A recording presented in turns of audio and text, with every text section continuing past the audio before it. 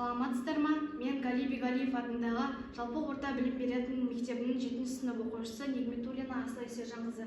Мен дайындаған ғылыми жобамның тақырыбы экологиялық қалдыққа айналған шарлар.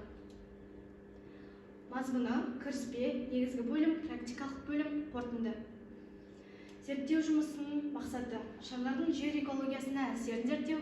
Зерттеу жұмысының міндеттері: осы мәселе бойынша әдебиеттерді зерттеу, сауалнама жүргізу, мектеп пен шағын ауданда түсіндіру жұмыстарын жүргізу. Зерттеу жұмысының өзектілігі: аспанға шарларды ұшыру біздің экологиямызға зиян тигізеді. Жыл сайын аспанға шарларды ұшыру артып келеді. Күн сайын атмосфераға мыңдаған шарлар ұшырады. Ал егер есептесеңіз, онда жылына миллиондаған адамдар шар ұшырады. Жоғарғы ұшқан шарларға не болады? Мен зерттеу жұмысының басты мәселесі. Мерекелік киімдер, гүл шоқтары, шарлар. Жыл сайын жаппай іс-шаралар мен отбасылық мерекелерде бүкіл ел бойынша миллиондаған шарлар аспанға ұшырады. Бұл өте әдемі және әсерлі көрінеді, өйткені мыңдаған шарлар әдемі көрінеді. Олар біздің өмірімізде барлық қызықты және маңызды оқиғаларына еріп жүреді.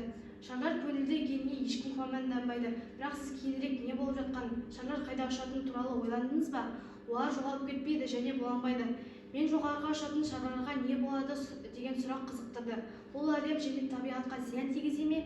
Мен бұл мәселені зерттеп, осы тақырыпқа талдау жасауды ұйғардым. Шарлардың пайда болу тарихы. Резеңке шарды 1824 жылы профессор Майкл Фаради Лондондағы институтта сутегі экспериментінде қолдану үшін ойлап тапты. Фаради оларды жабысқақ резеңкенің екі парағын кесіп, оларды тығыздау үшін шеттерін бір-біріне басу арқылы жасады.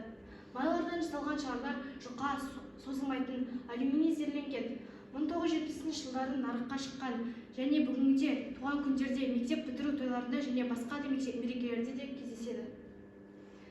Шарлардың түрлері. Жоғары сапалы үрленетін шарлар табиғи латекстен жасалған. Бұл экологиялық таза материал. Ол жақсы икемділікке ие, табиғатта ағаш жапырақтары сияқты толығымен ыдырайды. Үлкен серпімді шарлар хлоропеннен жасалуы мүмкін. Фольга шарлары металл шашырауы бар жұқа полимерлі пленкадан жасалған. Фольга шарлары табиғатқа ұзақ уақыт ыдырамайды. Сонымен қатар олар электр тоғын өткізеді. Сондықтан фольга шарларын аспанға жіберуге болмайды.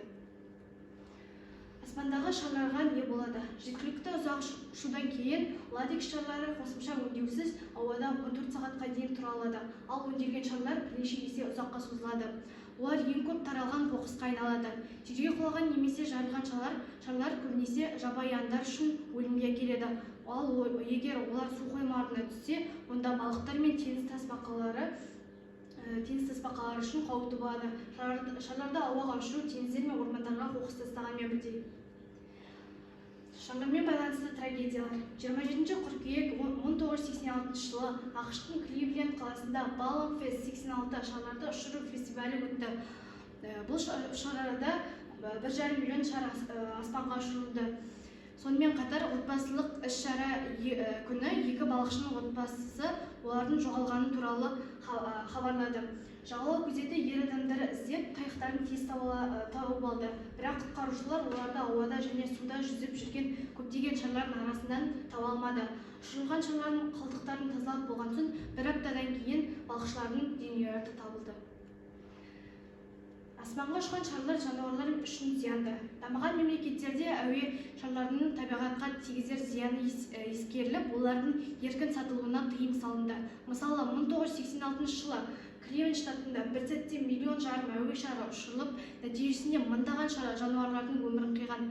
Өйткені әуе шары көкте бірнеше сағат қалықтағаннан кейін ауа қысымы азайып жарылады да, қалдығы және ішіндегі сұйықтық ағаштарға көлдің бетіне түседі. Мұны азық деп ойлаған жануарлар қоректену кезінде уланған. Практикалық бөлім.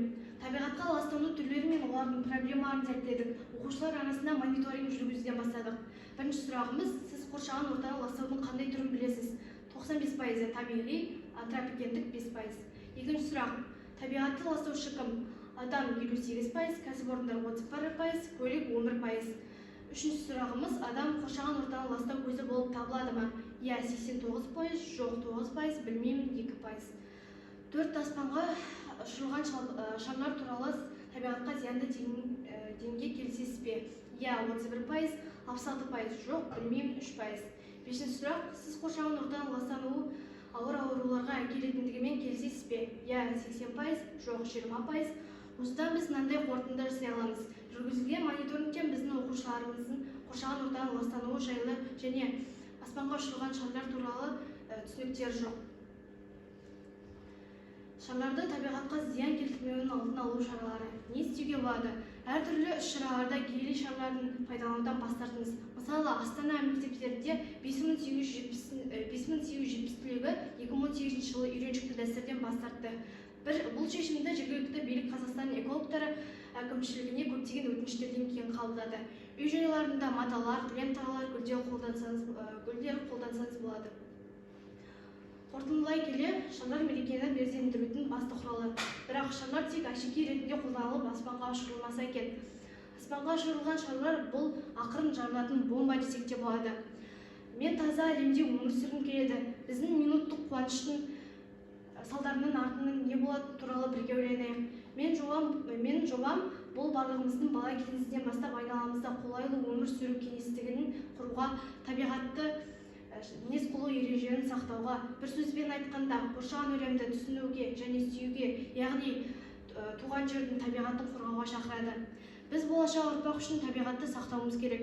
Бұл үшін табиғатқа деген тұтынушылығымыз мен көзқарасымызды шебер және үнемді етіп өзгерту керек. Табиғатқа зиян келтірмеу үшін не істеу керек? Біздің ұсыныстар: экологиялық заңдарды оқып орындаңыз, табиғатты мінез-құлық ережелерін сақтау және орындау керек.